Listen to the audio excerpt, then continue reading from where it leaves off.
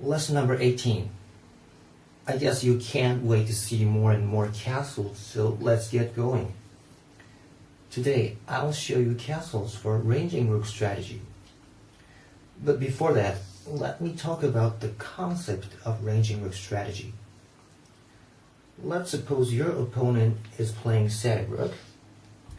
In a ranging rook strategy, you defend this square by your bishop instead of silver.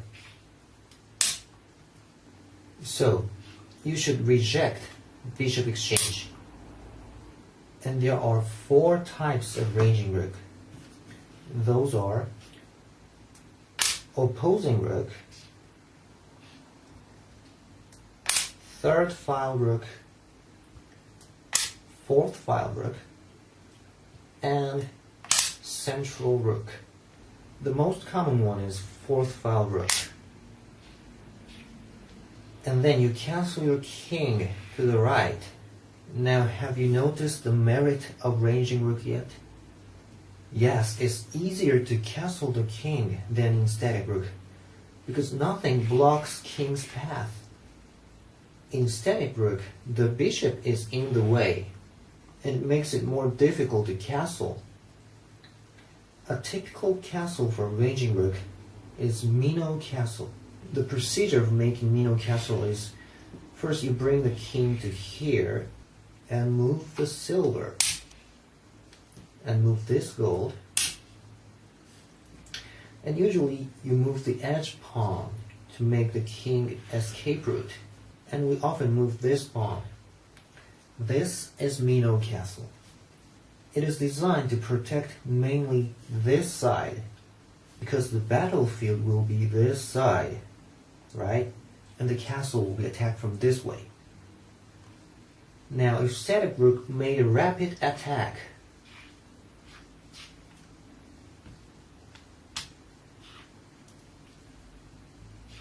like this, what ranging rook want to do is try to bring the game to an all-out battle. For instance, by moving this pawn, awakening the rook and bishop, and forcing to exchange the bishops.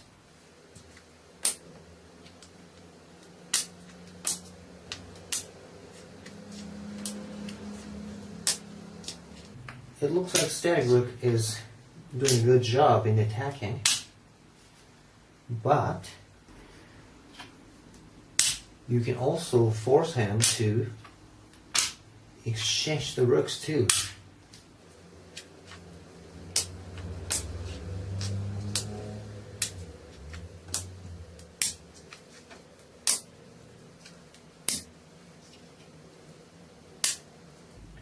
Now this side is like a burned field, and both players' rooks are in opponent's camps.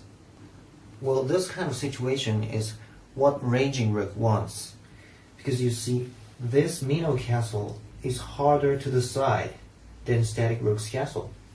Also, the king is one step farther from the battlefield than static rook's king. This one step makes a huge difference in the endgame. So if it goes into an all-out battle like this, it would be easy for Mino castle to win the game.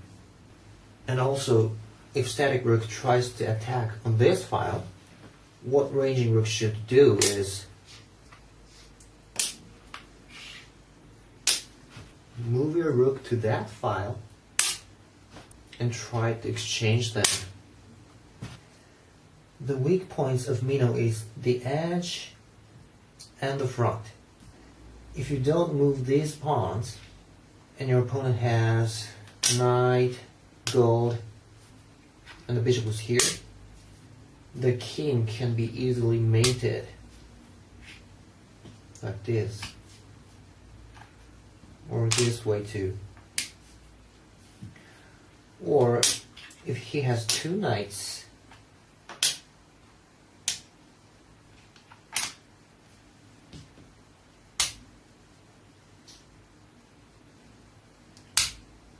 it's called relaying knights.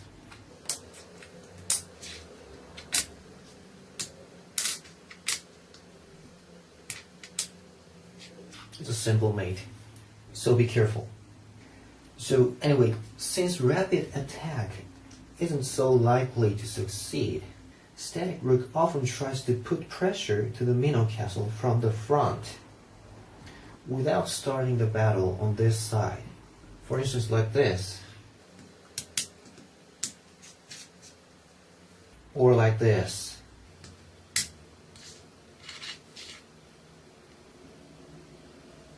In this kind of situation, it becomes more and more difficult for ranging rook to win. So as the game proceeds without starting the battle here, you should move your focus point from this side to this way. To do that, you move the pieces like this.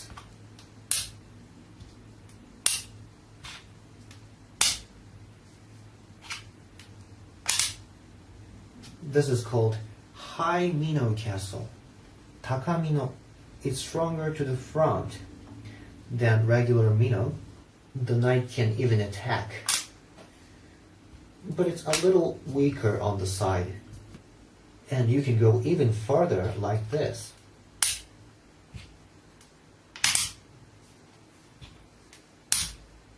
It's called silver crown. Ginkanmuri. This is a very, very good castle. The connection between this gold and silver is excellent. It looks a little weak in here, but in the end game,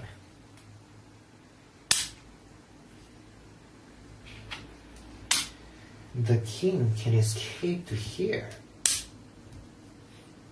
or here, and even checked by a dragon. It's pretty difficult to mate. These are called silver crown's subrooms. The demerit of silver crown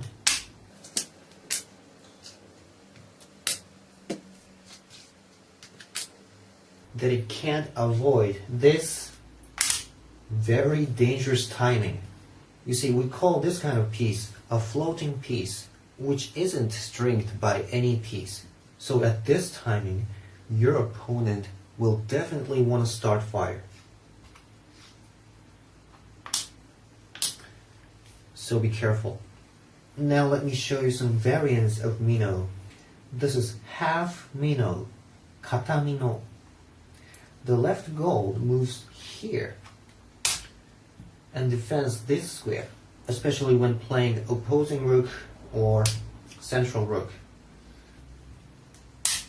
This is flat fish, hirame. This is diamond minnow or four-piece minnow. This four-piece minnow is also strong. This or this is silver minnow. This one is peculiar.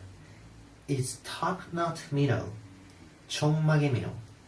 It's used especially when you play feint ranging rook, in which you first make your opponent believe you're playing static rook, and then suddenly turn to ranging rook. This one is also peculiar. Bold minnow, bold minnow. It's used when you play twisting rook.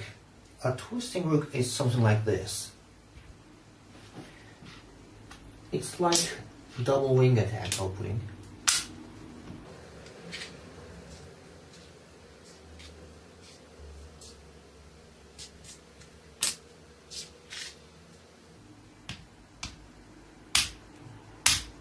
So it's a static rook in the beginning, but then it's like ranging rook, right? And this is called headpiece minnow, kabuto minnow. This or this is called rapid castling, hayagakoi, or three-move castling, sante gakoi. This or this is called gold minnow. This is Kimura's minnow. And this is called susogatame. It's hard to translate, but maybe ham defense, I don't know.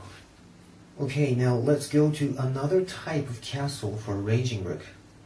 It's anaguma. The procedure of making it is you first bring the king to here as minnow castle, and then put it under the lance here and close the silver hatch and bring the gold all the way to here. This is anaguma, bear in the hole. This castle is very strong. The demerit of anaguma is that it takes many moves to make, and once it's torn down, the king has nowhere to run. Okay, that's all for today. In the next lesson, I'll show you castles for static rook against ranging rook. See you.